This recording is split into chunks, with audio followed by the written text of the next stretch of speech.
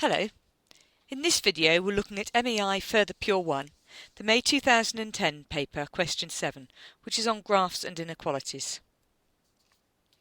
Read through the whole question first. The first part asks us to find the coordinates of the points where the curve cuts the axes. Looking at the sketch that they've given us, we can see that it cuts it there, there and there. We don't know what's happening in this section over here. We're asked to write down the equations of the 3 asymptotes, so they tell us how many to make sure we get them all. And then we've got to consider whether the curve approaches the horizontal asymptote from above or below, just for large positive values of x, which is in this bit of the graph here where we don't know what's going on. It also says that we need to justify our answer to that bit. We then copy and complete the sketch. The final part is solving an equation, and to do that we're going to use the graph. In most cases with this sort of question, it's a good idea to use the graph. Okay, part 1, the coordinates of the points where the curve cuts the axis. We need to consider first of all what happens when x is 0. In that case y is equal to minus 1 times 3 over minus 3 times minus 2. Which is minus a half. So one of the points is 0 minus a half. Then we consider what happens if y is equal to 0. Well, if y is 0, then either 2x minus 1 is 0 or x plus 3 is 0. In other words, x is a half or x is minus 3. So the other 2 points are a half, 0 and minus 3, 0. So in fact the graph does not cross the axes in the section we haven't yet looked at. Now we'll do part 2, the asymptotes. The vertical asymptotes can be read off the formula. It's when the denominator is 0, so that's x equals 3 and x equals 2. For the horizontal asymptote, we need to consider what happens for large values of x.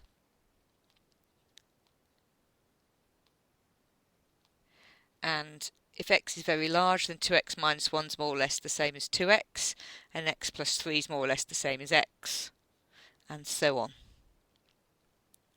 And that is 2.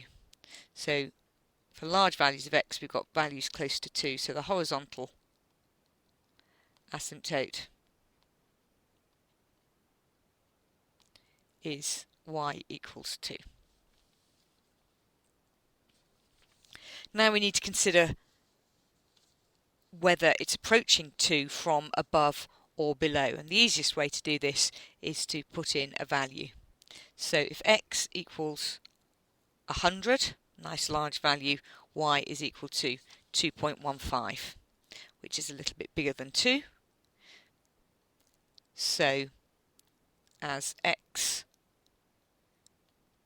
heads off towards infinity in the positive direction, y is tending towards 2 from above. Now we're not asked to consider what happens as x approaches the asymptote x equals 3 from above, but we need that information to draw our sketch, so I'm going to do that here. As x tends to 3 from above, we need to look to see whether y is positive or negative. So if x is just a tiny bit bigger than 3, then 2x minus 1 is positive, and x plus 3 is positive, and x minus 3 is positive because x is bigger than 3, and x minus 2 is positive. So that means that y is positive. So as x tends to 3 from above, y is heading off towards positive infinity. Now you could also do that by putting in, for example, x equals 3.01 into the formula and seeing that you get out a very large positive number.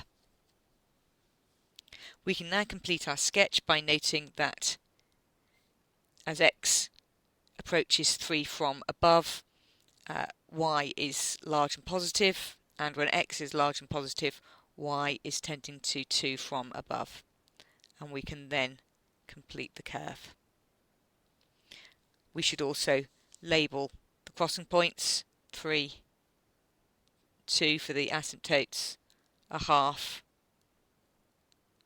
minus a half, and minus 3. And label that asymptote y equals 2. To solve the inequality, we're looking to see when our graph is less than 2. So we'll go back and look at the sketch. When is it less than 2? Well, it's for everything to the left of that point there. It's all of this middle section and none of the right-hand section. So we've got 2 chunks to look at. So first of all, we need to identify that intersection point. So we'll do that with an equation, which is always easier to deal with.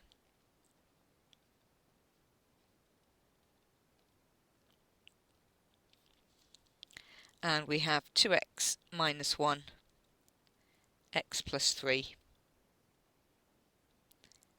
x minus 3, x minus 2 equal to 2. 2x minus 1, x plus 3 equals 2, x minus 3, x minus 2.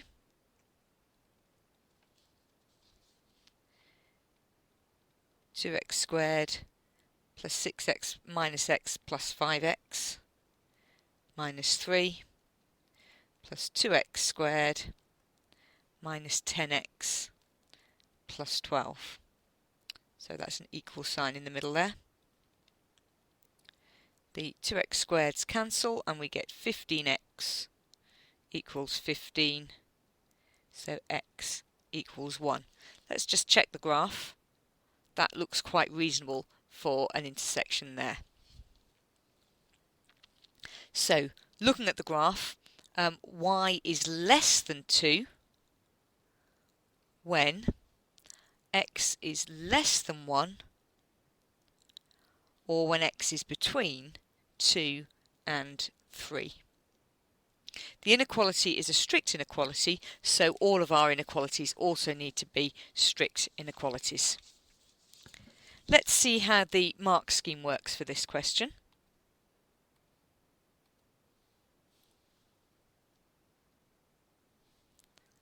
For part 1, there is a single mark for finding y when x is 0, and a single mark for finding both the points when y equals 0.